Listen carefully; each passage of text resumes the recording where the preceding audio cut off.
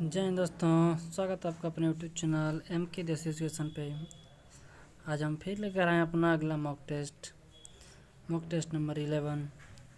पीछे कुछ दिनों में वीडियो नहीं आ पाई हैं ड्यू टू नेटवर्क प्रॉब्लम से। घर जाने के बाद नेटवर्क नहीं सही आ रहा था, तो चलिए हम अपना मॉक टेस्ट करते हैं। देखिए क्वेश्चन है हमारा, एक पिंड का वजन भूमध्य रेखा पर 5 kg है, ध्रुवों पर उसका संभवतः वजन कितना होगा।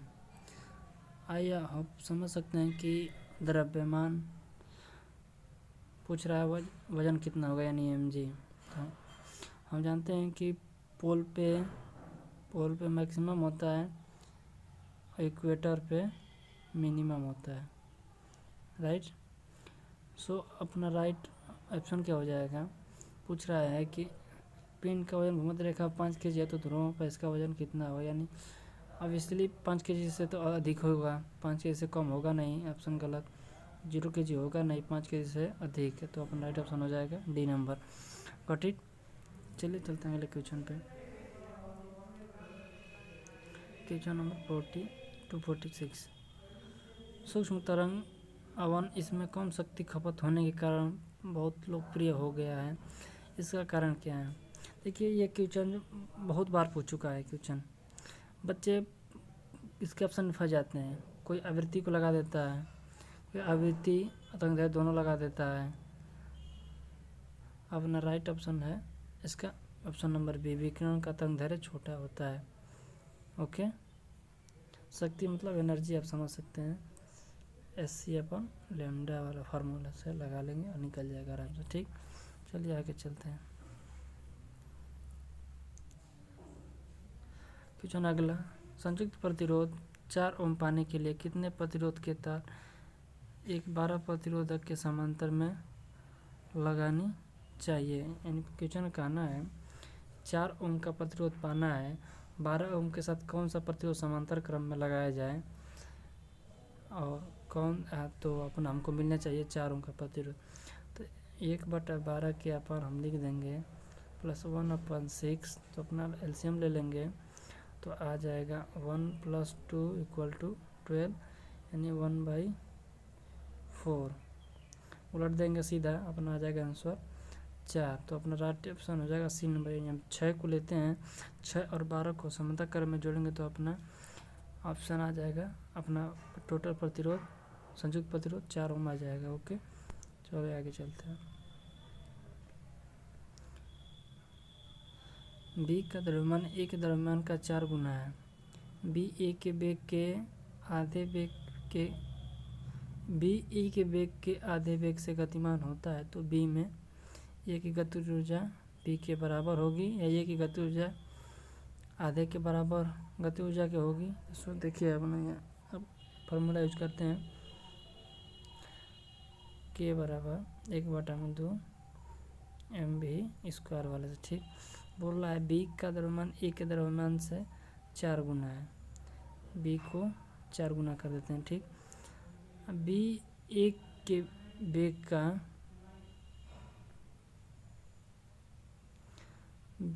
वेग के आधे, देखिए 1/2 mv², तो अपना द्रव्यमान तो दे दिया है 4 गुना। ठीक, अब बोलना है बी ए के द्रव्यमान का आधा है, तो यानी 1/2 का हम वर्क करेंगे 1/4 हो जाएगा, यानी 4 से 4 कैंसिल, यानी नो चेंज। सो अपना राइट ऑप्शन हो जाएगा ए ऑप्शन। आई होप आप समझ रहे होंगे। हम कहते हैं ना कि फार्मूला को डिराइव करना सीखिए, बस आप आराम से कर लेंगे ऐसे सवालों को। सोल्यूशन दिया हुआ है, आप चाहे तो देख सकते हैं। ठीक, चलिए आगे बढ़ते हैं। वायु में रखे गए समान लंबाई और समान आयतन के धातु के तार के 2 टुकड़े के प्रतिरोध भिन्न है दोनों के तारों के। देखिए ये भी क्वेश्चन कई बार रिपीट है नेवी में। पूछ रहा है कि वायु में समान लंबाई और समान आयतन के धातु के तार के 2 टुकड़े प्रतिरोध भिन्न है। भिन्न प्रतिरोध कब होंगे, जब दोनों का द्रव्यमान यानी मैटर सबस्टेंस भिन्न होगा। सो अपन राइट ऑप्शन आएगा सी, इसको रख लीजिए। ठीक, ये क्वेश्चन ये गलत। सो अपन राइट ऑप्शन हो जाएगा सी नंबर। ठीक, चलते हैं अगले क्वेश्चन पे। पराश्रव्य तरंगे वे तरंगे होती हैं जिनकी आवृत्ति होती है पराश्रव्य तरंगे जिसे हम सुन नहीं सकते हैं, तो 20,000 हर्ट्ज हो जाती है। ठीक, तो 20 किलो हर्ट्ज से अपना आंसर हो जाएगा option number C. 20 kilohertz से अधिक होगा तो हमें सुनाई नहीं देगी। ठीक, चमगादड़ उमगादड़ को सुनाई देता है। 251 निम्नलिखित कथनों में से कौन सा एक सही है? मुख्य कोटर जांच के लिए डॉक्टर द्वारा उत्तल दर्पण का इस्तेमाल किया जाता है। गलत। उत्तल दर्पण के परावर्तक में इस्तेमाल किया जाता है। गलत, फिक्स बात गलत है। उत्तल दर्पण परावर्तक के रूप में इस्तेमाल किया जाता है। सो अपना राइट ऑप्शन है सी। अवतल दर्पण परावर्तक के रूप में नहीं, उत्तल दर्पण परावर्तक के रूप में इस्तेमाल किया जाता है। ठीक, चलते हैं अगला क्वेश्चन पे। ऐसे क्वेश्चन को ध्यान में दीजिए, छोटे छोटे क्वेश्चन गलती हो जाते हैं। भारत में मुख्य विद्युत प्रदाय 20 वोल्ट पर होता है, जबकि यूनाइटेड स्टेट में 110 वोल्ट पर होता है। निम्न में से कौन सा कथन सही है? सोचिए, हमारे यहाँ 220 वोल्ट खर्च होता है, वहाँ पे 110 वोल्ट खर्च होता है, तो स्वपर के हिसाब से राइट ऑप्शन क्या हो जाएगा इसमें से? आइए देखते हैं। 110 वोल्ट अपेक्षाकृत सुरक्षित है, किंतु देखभाल के मामले में अपेक्षाकृत महंगा है। दूसरा ऑप्शन दिया है 100 वोल्ट अपेक्षाकृत सुरक्षित है और देखभाल के मामले में सस्ता होता है। 110 वोल्ट से अपेक्षाकृत कम शक्ति हानि होता है। और डी ऑप्शन दिया है 110 वोल्ट उच्चतर अक्षांशों पर बेहतर काम करता है। सो अपना राइट ऑप्शन हो जाएगा, इसमें देख रहे होंगे आपका राइट ऑप्शन हो जाएगा ऑप्शन नंबर ए। 100 वोल्ट तो अपेक्षित सुरक्षित होता है, किंतु यह इसकी निगरानी जो सुरक्षा दी जाती है, इसको ले जाने में जो व्यवस्था की जाती है वो हम महंगा पड़ जाता है। सो अपना राइट ऑप्शन हो जाएगा ए नंबर। ठीक है, चलते हैं अगले क्वेश्चन पे।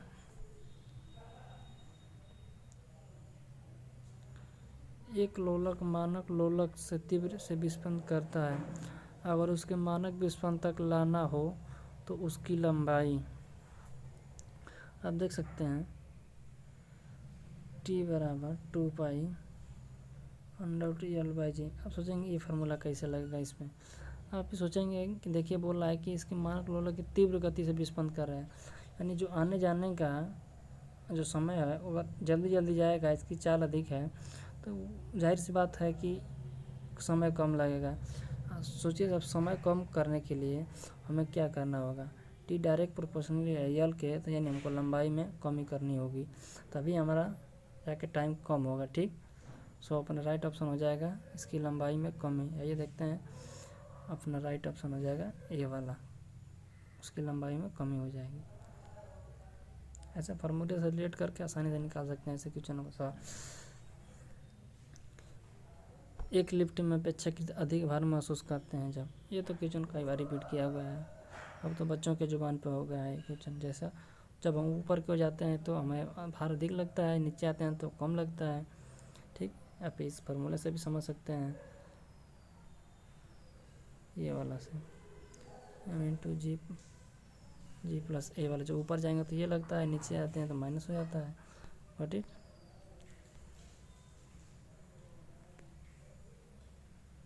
क्वेश्चन नंबर 255, ध्वनि अपेक्षाकृत अधिक वेग से चलती है जब माध्यम में दाब में कमी की जाती है। पहला ऑप्शन तो गलत हो गया, ध्वनि की दाब पे निर्भर नहीं करती है। ठीक, ऐसा ऑप्शन काटना चाहिए। माध्यम का तापमान में वृद्धि की जाती है, राइट ऑप्शन। माध्यम की नमी में वृद्धि, बात सही है। अब देखें होंगे बरसात जब बारिश हो जाती है, बारिश होने के बाद धूल जितने कण होते हैं बढ़ जाते हैं, नमी के समय अब की आवाज़ बहुत तेज़ जाती है, रात को भी देखते होंगे आवाज़ बहुत तेज़ जाती होगी। तो अपना राइट ऑप्शन हो जाएगा बी और सी, यानी D option. Got it? I hope आपको बात समझ में आई होगी। चलिए चलते हैं अगले क्वेश्चन पे। 256, जब प्रकाश किरण समतल दर्पण पर लंबवत आपतित होती है तो आपतित और परावर्तित किरणों के बीच का सही कोण निम्न में से कौन सा है? परावर्तक हम पृष्ठ ले लेते हैं, कोई किरण आती है नीचे और फिर उसी मार्ग से निकल जाती है, यानी अपना एंगल 0, यहाँ जो एंगल बन रहा है वो 0 बन रहा है। सो अपना राइट ऑप्शन हो जाएगा डी वाला। समय कितने बच्चे लगा देंगे? 90 डिग्री। कोई बच्चे 180 डिग्री लगा देते हैं। तो चलिए अगले क्वेश्चन चलते हैं। अगला क्वेश्चन है अपना 257। नीचे दिए गए कांच के लेंसों में कौन सा एक अपसारी लेंस है? अपसारी का मतलब आप समझ रहे हैं, जो केंद्रित करता है। ठीक, अपसारी, अभिसारी, सॉरी अभिसारी, अपसारी में अंतर देखिए, थोड़ा सा अंतर है। अभिसारी मतलब कहेगा अभी तो मतलब केंद्रित कर रहा है, ठीक, किसी एक पॉइंट पर केंद्रित कर रहा है। अपसारी मतलब पसार दे रहा है, लोकल भाषा में समझें तो जैसे कोई चीज़ आ रहा है इसको पसार दे रहा है, उसको बोलते हैं अपसारी। तो इसमें से अपन राइट ऑप्शन हो जाएगा, देखिए ये वाला दर्पण से प्रतिबिंब इस तरह बनता है। ठीक, तो अपन राइट ऑप्शन हो जाएगा ये वाला। ओके, ये तो होगा नहीं लेंस, ये उल्टा दिया है। ठीक, ये भी नहीं, तो अपन राइट ऑप्शन हो जाएगा ए वाला। गुड, चलते हैं अगले क्वेश्चन पे। अब देख सकते हैं इमेज बना हुआ है। समांतर पट्टी का संधारित्र की क्षमता दोगुनी की जा सकती है यदि प्लेटों के क्षेत्र दोगुना कर दिया जाए। आपको फार्मूला लिख दे रहे हैं पहले सी बराबर होता है साइलेंट 0 ए अपन डी, देख लीजिए इसी पे आ जाएगा अपना। हाँ, यू बराबर 1/2 सी बी स्क्वायर। ठीक, आप समझ जाएंगे दोनों फार्मूले से। उसकी प्लेटों का क्षेत्रफल दोगुना कर दिया जाए, उसकी प्लेटों के बीच पृथक की दूरी दोगुनी कर दी जाए, उनके प्लेटों के बीच पृथक की दूरी मूल पृथक्करण की आधी कर दी जाए। तो आप देख रहे हैं दो ऑप्शन पे, उसकी क्षेत्रफल दोगुना, ठीक, क्षेत्रफल को कह रहा है। एक बोला तीसरे ऑप्शन में पृथक्करण की दूरी आधी कर दी जाए, यानी हम डी को 1/2 करेंगे, 1/2 तो ऊपर आ जाएगा। ठीक, तो अपना राइट ऑप्शन क्या हो जाएगा? ये वाला भी सही हो रहा है और 3 वाला भी ऑप्शन सही हो रहा है। आइए देखते हैं 1 और 3 किस में दिया है, यानी बी वाला ऑप्शन अपना राइट ऑप्शन हो जाएगा। आइए आप समझ गए होंगे। चलिए बिना टाइम वेस्ट किए चलते हैं अगले क्वेश्चन पे। Question number 259। यदि दो चालक गोलों को अलग अलग चार्ज किया जाता है और तब संपर्क में ला जाता है तो कौन सी चीज़ संरक्षित रहती है? देखिए किसी भी दो गोलों को, इसमें ये नहीं बताया है कि गोला समान है, ठीक, अच्छा, या चार्ज कितने हैं, किस पे कितने चार्ज हैं। तो इसमें गलती ये हो जाती है कि बच्चे ऊर्जा को लगा देते हैं, ऊर्जा संरक्षित होती है। ऊर्जा संरक्षित नहीं, ऊर्जा कब संरक्षित होगी?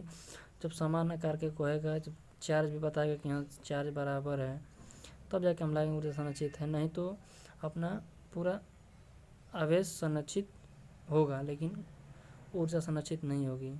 तो दोनों गोलों का तो अपना राइट ऑप्शन हो जाएगा ये बी वाला ऑप्शन। दोनों गोलों का संपूर्ण आवेश सुरक्षित संरक्षित रहेंगे। ठीक, चलिए आगे चलते हैं। Question number 16। डोलायमान लोलक में यदि अधिकतम त्वरण किस स्थान पर होता है? समझ रहे होंगे, आपको फिगर बना दे रहे हैं। क्वेश्चन कई बार रिपीट हो गया है। ये सीमांत वेग यानी लास्ट बिंदु होती है। यहाँ पे वेग मैक्सिमम होता है, त्वरण 0 होता है। यहाँ विस्थापन 0 होता है। जितना विस्थापन बढ़ेगा त्वरण बढ़ेगा। मैक्सिमम विस्थापन यहाँ होता है तो यहाँ मैक्सिमम विस्थापन यहाँ होता है, यहाँ तो त्वरण भी यहाँ होता है। सो राइट ऑप्शन होता है इसमें हो जाएगा अपना बी वाला ऑप्शन, डोलन के छोरों पर। चलते हैं अगले क्वेश्चन पे। 261। एक ताप कुंडली के दो समान हिस्सों में काटकर सिर्फ एक हिस्से को तापक में इस्तेमाल किया जाता है।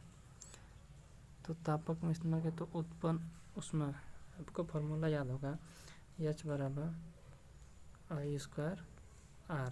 ठीक, आप सोच रहे इसमें R का क्या मतलब है, तो R का फार्मूला जान रहे होंगे, R बराबर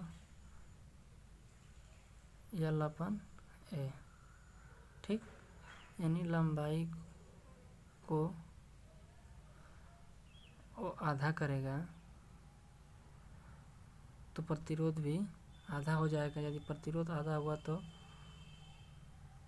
इसकी ऊष्मा भी दोगुनी हो जाएगी। तो वही पूछ रहा है, समान घटा का सिर्फ एक हिस्सा के तापमान में किया जाए तो,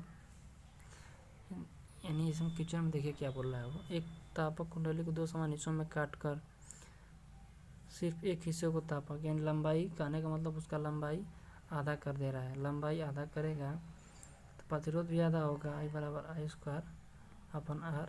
प्रतिरोध आधा होने का मतलब कि अपन 2 करेंगे तो ऊपर आ जाएगा, यानी 2 गुनी हो जाएगी। सो अपन राइट ऑप्शन हो जाएगा ए वाला ऑप्शन। ठीक, आई होप आपको एक क्वेश्चन समझ में आया होगा।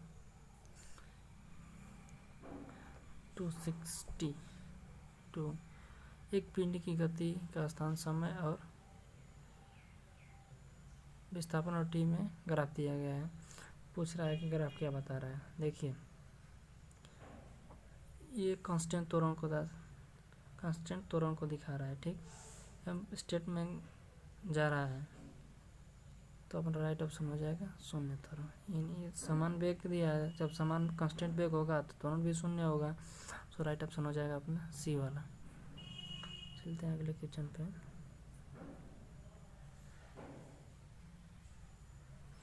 खोखली धातु की बाल जिसमें विद्युत आवेश है, किन बिंदुओं पर विद्युत क्षेत्र उत्पादित नहीं होता है। किसी भी गोले के अंदर, आप समझ रहे होंगे, गोले के अंदर विद्युत क्षेत्र 0 होता है। ठीक, विभव का होता तो समान होता है, अंदर बाहर कहीं भी। ठीक, यहाँ जहाँ भी कहता हूँ वहाँ, लेकिन विद्युत क्षेत्र अंदर 0 होता है।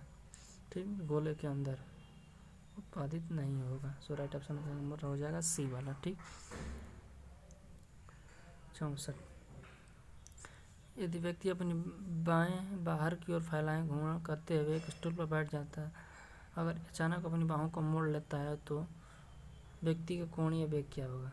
V बराबर R ओमेगा। ओके, ओमेगा पूछ रहा है, यानी ओमेगा का R को नीचे ले लेते हैं। अगर किसी चीज़ पर हम गोलाई में बैठ रहे हैं, अपना पैर मोड़, हाथ मोड़ लेंगे तो अपनी त्रिज्या कम हो जाती है। ठीक, तो त्रिज्या कम होने का मतलब अपना आपका ओमेगा बढ़ जाएगा, यानी त्रिज्या नीचे का मान घटेगा तो ये बढ़ेगा, और ये बढ़ेगा तो ये घटेगा। ठीक, सो राइट ऑप्शन हो जाएगा आपका